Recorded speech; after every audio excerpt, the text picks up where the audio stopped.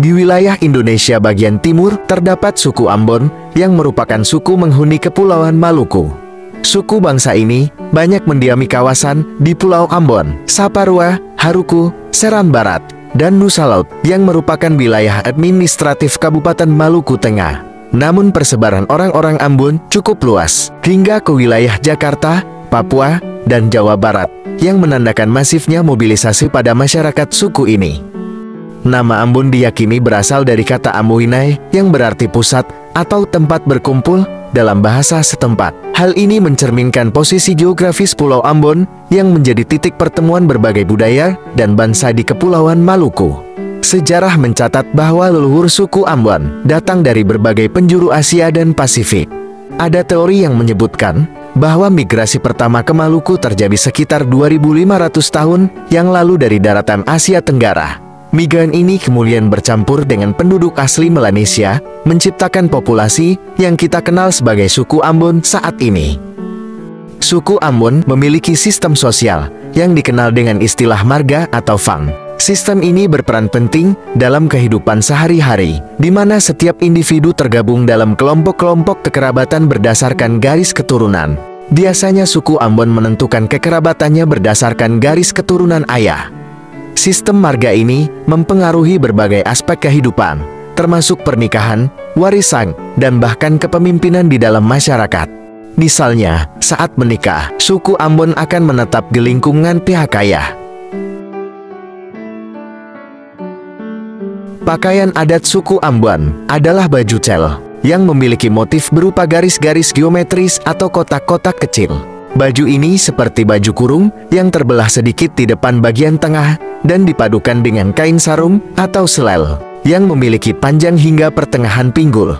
Biasanya akan dikombinasikan dengan kain sarung yang warnanya tidak jauh berbeda sehingga baju terlihat serasi dan seimbang.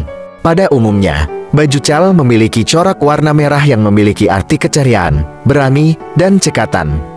Baju yang dipakai pria biasanya dibentuk menyerupai jas dan dipadukan dengan kemeja sebagai dalaman, serta celana panjang formal berwarna hitam atau berwarna senada dengan bajunya.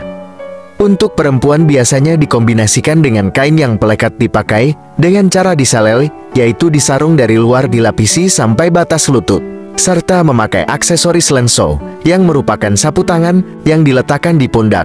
Warnanya tidak terlalu jauh berbeda membuat seimbang dan serasi. Pada wanita sendiri, biasanya ditambah dengan sanggun atau konde. Konde yang dipakai adalah konde bulan, dengan tusukan terbuat dari emas atau perak, sehingga terkesan mewah.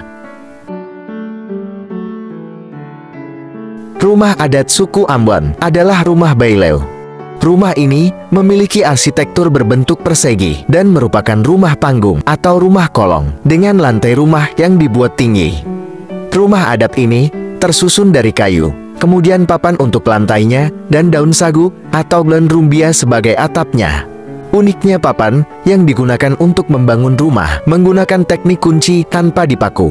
Meskipun tidak dipaku, alas tersebut tidak bergeser atau berderit ketika diinjak. Rumah adat ini memiliki banyak ukiran, seperti ukiran ayam atau anjing berpasangan, ukiran bintang dan matahari yang berwarna-warni menghiasi di bagian dalam rumah, terutama di bagian kayu penyangganya.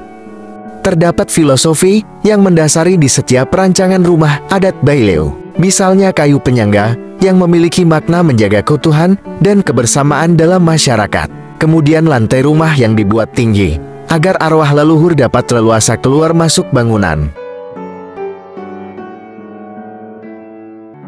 Masyarakat Ambon berusaha untuk tetap menjaga keseimbangan antara modernisasi dan pelestarian nilai-nilai tradisional. Upaya pelestarian budaya terus dilakukan oleh masyarakat, baik melalui pendidikan formal maupun kegiatan budaya, agar nilai-nilai tradisi yang sudah diwariskan leluhur tidak hilang terkikis zaman.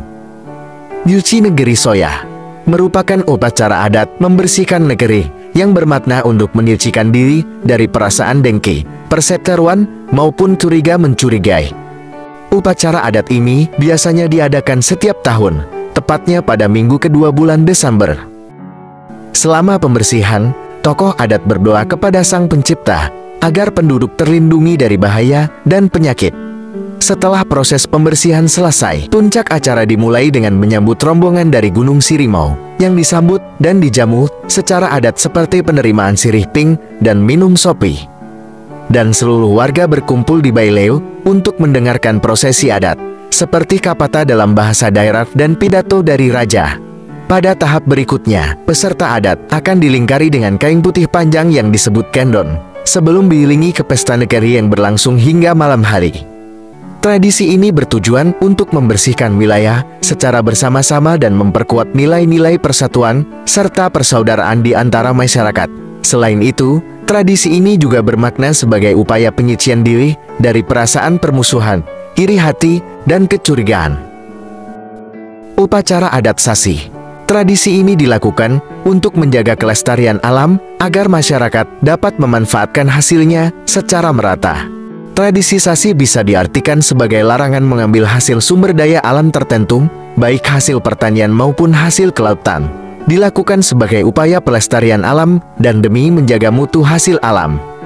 Pada hakikatnya, tradisi Sasi merupakan usaha untuk memelihara tata krama hidup bermasyarakat. Hal ini termasuk upaya ke arah pemerataan pembagian atau pendapatan hasil sumber daya alam. Tukul Sapu. Tradisi ini biasanya diselenggarakan setiap tanggal 7 Syawal, atau 1 minggu setelah Idul Fitri. Dalam tradisi ini, para lelaki akan bertelanjang dada, hanya mengenakan celana pendek serta ikat kepala. Mereka kemudian saling memukulkan sapu yang terbuat dari tulang daun pohon mayam. Saling bergantian, mereka akan memukul sapu ke tubuh hingga berdarah-darah. Luka yang ada merupakan cerminan para tokoh yang rela mempertahankan tanah Maluku dari penjajah. Tak hanya menari, tarian adat suku Ambon masih tetap terjaga dan dilestarikan hingga kini. Sejarah panjang dan dinamis suku ini mencerminkan kemampuan untuk beradaptasi dan bertahan di tengah berbagai perubahan. Tari Cakalele adalah tarian perang yang merupakan sebuah simbol bagi masyarakat Maluku tentang cara manusia menjaga martabat dan harga dirinya. Gerakan yang dilakukan dalam tari Cakalele berkaitan dengan memainkan properti berupa parang, tombak, dan salawaku atau senjata perisai tradisional Maluku. Saat pementasan, penari akan bergerak dengan bersemangat, mata melotot, melompat, dan berteriak-teriak seperti kesurupan. Penampilan yang tampak menyeramkan itu sebenarnya merupakan bentuk ekspresi untuk memunculkan aura peran. Tari Lenso merupakan tarian yang dibawakan oleh para penari wanita dengan menggunakan sapu tangan atau selendang sebagai ciri khas dan atribut menarinya. Tarian ini menyimbolkan ungkapan sukacita dan kegembiraan dalam menyambut tamu yang baru datang. Selain itu, tarian ini juga menyiratkan rasa persaudaraan dan kekerabatan sesama manusia. Gerakan elok yang ditampilkan dalam tari Lenso terlihat lemah lembut. Hal ini mengartikan sebagai kesatuan, rasa hormat, serta ketulusan yang dirasakan oleh masyarakat. Tari Katreji adalah tari pergaulan antar masyarakat, khususnya antar pemuda dan pemudi. Tarian ini ditampilkan secara berpasangan antara wanita dan pria dengan ekspresi sukacita dan riang gembira. Salam satu bangsa.